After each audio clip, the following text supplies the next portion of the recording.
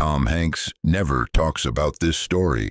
It happened during the filming of A Man Called Otto, but what his golden retriever did at that children's hospital visit wasn't planned, wasn't scripted, and wasn't anything anyone expected.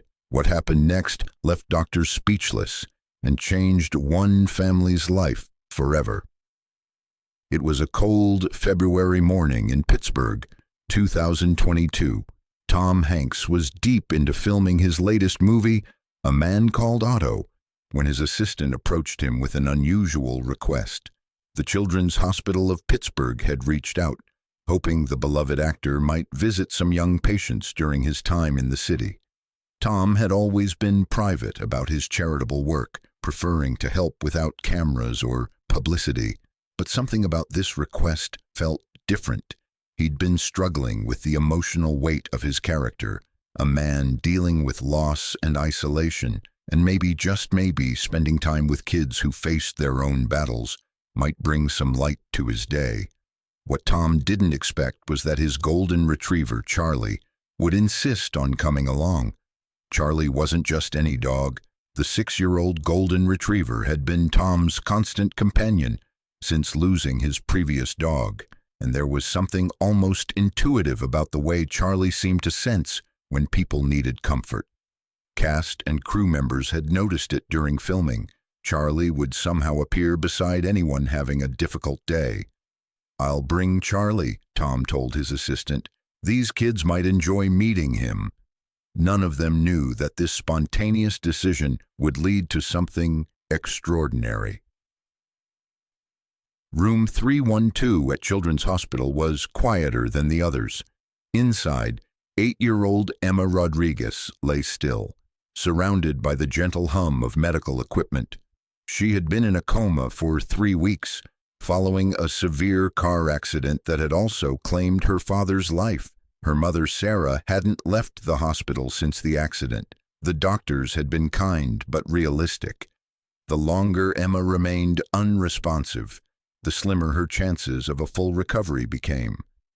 Brain activity was minimal, and despite the medical team's best efforts, there had been no significant change. Dr. Patricia Chen, Emma's neurologist, had seen many cases like this. While she maintained hope, she also knew the statistics. After 3 weeks in a coma, especially following severe head trauma, the likelihood of awakening decreased significantly with each passing day.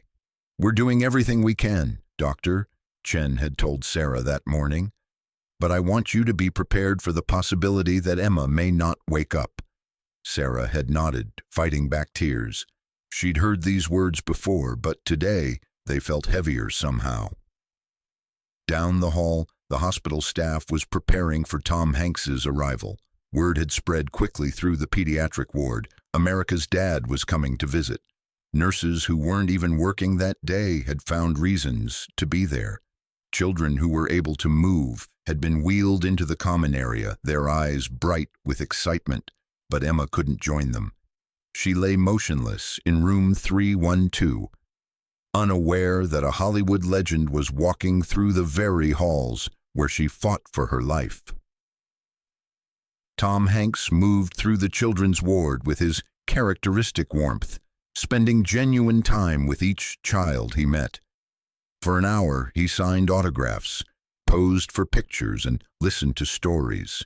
Charlie, meanwhile, had become an instant hit, his gentle demeanor and soft golden fur providing comfort to children who had seen too much of hospitals and medical procedures. The planned visit was coming to an end. Tom had filming to return to, and his assistant was already checking the time. They were walking toward the elevator when something unexpected happened. Charlie stopped. Not gradually, not hesitantly. He simply planted his feet and refused to move another step. Tom tugged gently on the leash, but Charlie remained stationary, his head tilted toward a hallway they hadn't explored. "Come on, boy," Tom said softly. "Time to go." But Charlie had never acted like this before. The golden retriever whined softly, then began walking with determination toward the hallway. Tom found himself being led down a corridor, lined with rooms where the most critically ill children stayed. "Sir," a nurse called out, "those rooms are for our intensive care patients. It's probably best if—" Charlie had stopped again, this time directly in front of room 312. He sat down and looked up at Tom with an expression that seemed to say, "This is where we need to be." Tom Hanks, who had learned to trust his instincts over decades in Hollywood, found himself trusting his dog's instincts now. "Could we visit this room?" he asked quietly. The nurse hesitated. "The little girl in there, she's been in a coma for 3 weeks. Her mother is with her, but—" "Please," Tom said, "just for a moment." When Tom Hanks knocked softly on the door of room 312, Sarah Rodriguez looked up through tears she'd been trying to hide. She recognized him immediately, but her first thought wasn't about meeting a movie star. It was confusion about why anyone would want to visit her daughter's room. "I'm sorry to disturb you," Tom said gently. "My dog seemed to think we should stop by. I hope that's all right." Sarah nodded, unable to speak. Tom approached Emma's bedside with reverence, as if entering a sacred space. Charlie, meanwhile, did something he'd never done before. He rose up on his hind legs and placed his front paws gently on the edge of Emma's bed. "Charlie, down," Tom whispered, but something stopped him from pulling the dog away. Charlie lowered his head until his nose was just inches from Emma's hand. Then, with extraordinary gentleness, he nudged her palm with his snout. For several seconds, nothing happened. The room remained filled with the quiet sounds of medical equipment and muffled conversations from the hallway. Then Emma's fingers moved. It was subtle, just a slight curl of her index finger. But everyone in the room saw it. Sarah gasped, her hand flying to her mouth. Tom stood frozen, hardly daring to breathe. Charlie nudged Emma's hand again, this time a little more insistently. Emma's eyelids fluttered. "Emma," Sarah whispered, moving closer to the bed. "Emma, baby, can you hear me?"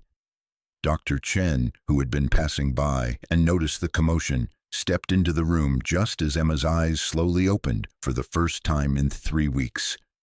"Mom?" Emma's voice was barely audible, but it was unmistakably her. The room erupted in controlled chaos. Dr. Chen immediately began checking Emma's responses while Sarah sobbed with relief and joy.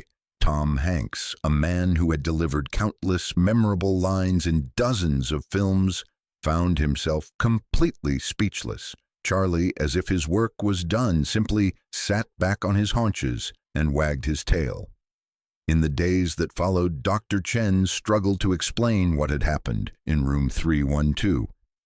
Emma's recovery was remarkably swift. Within 48 hours, she was speaking in full sentences, recognizing family members and showing no signs of the cognitive impairment that often follows extended comas. Medically speaking, there's no definitive explanation for why Emma woke up at that precise moment, Dr. Chen later said. Comas are complex neurological states, and sometimes patients emerge from them suddenly and without obvious triggers. But privately, she admitted to colleagues that in 20 years of neurology, she'd never seen anything quite like it. There were theories, of course. Some suggested that Charlie's presence had provided sensory stimulation that somehow reached Emma's consciousness.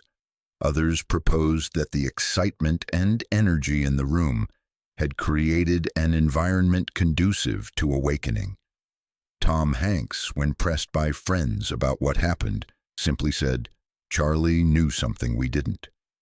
Dogs have a way of sensing things that are beyond our understanding. Sarah Rodriguez had her own theory. Emma always loved dogs. Before the accident, she was constantly asking if we could get a puppy. Maybe part of her heard Charlie and decided it was time to wake up and meet him. Whatever the medical explanation, the emotional truth was undeniable. A spontaneous visit from a beloved actor and his intuitive dog had coincided with a miracle that no one saw coming. Tom Hanks visited Emma 3 more times during his stay in Pittsburgh. Each visit was private, away from cameras and publicity. He brought Charlie every time, and the bond between the golden retriever and the little girl grew stronger with each encounter. On his final visit, Tom brought Emma something special, a stuffed golden retriever that looked remarkably similar to Charlie. "For when Charlie can't be here," he told her. Emma hugged the stuffed animal tightly. "Will Charlie remember me?" she asked. Tom smiled. Dogs never forget the people they help, and neither do the people who love them. 6 months later, Emma had made a full recovery. Her doctors called it remarkable. Her family called it a miracle. The stuffed golden retriever never left her side. Tom Hanks returned to Hollywood and completed A Man Called Otto, a film about a man learning to find purpose and connection again. He never spoke publicly about what happened in room 312, but those close to him noticed something had changed. The man who had always been kind seemed to carry an even deeper sense of gratitude and wonder. Charlie, meanwhile, seemed to understand that his actions had changed lives. Cast and crew members on subsequent film sets noticed that he had an even more pronounced ability to comfort those who needed it most. The story of Tom Hanks, Charlie, and Emma reminds us that sometimes the most extraordinary moments happen when we're not looking for them. A spontaneous decision, an intuitive dog, and an unplanned detour led to something that medical science still struggles to explain. Emma Rodriguez is now a healthy teenager who volunteers at the same children's hospital where she once lay unconscious. She's studying to become a veterinarian, inspired by the golden retriever who somehow knew exactly where he needed to be. Tom Hanks continues to make movies that touch hearts around the world, often accompanied by Charlie, who has become something of a legend among Hollywood crews for his uncanny ability to appear wherever comfort is needed most. And somewhere in Pittsburgh, a stuffed golden retriever sits on a bookshelf in a teenager's room, a reminder that miracles can happen when humans and dogs work together to spread a little love in the world. What's your most incredible dog story? Share it in the comments below, and don't forget to subscribe to Famous Tales for more amazing stories where celebrities and their four-legged friends change lives in ways you never imagined. Because every celebrity has a tale to tell, and some of them are pure magic.